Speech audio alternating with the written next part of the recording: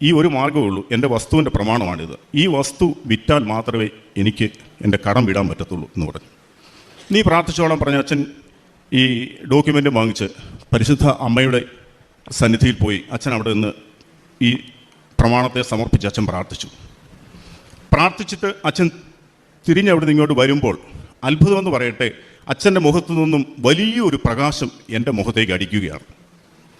അച്ഛൻ്റെ മുഖം വളരെ പ്രസന്നമാണ്.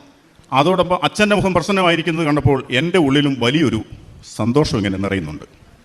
അച്ഛൻ എൻ്റെ അടുത്ത് വന്ന് തലയൊക്കെ വെച്ച് പ്രാർത്ഥിച്ചിട്ട് എന്നെ എഴുന്നേപ്പിച്ചിട്ട് മുഖത്തിങ്ങനെ തട്ടിയിട്ട് അച്ഛൻ എന്നോട് പറഞ്ഞു, നീ ധൈര്യമായിട്ട് പൊക്കോടാന്ന് പറഞ്ഞു. പ്രിയ സഹോദരങ്ങളെ, ഞാൻ വീട്ടിൽ ചെന്നു.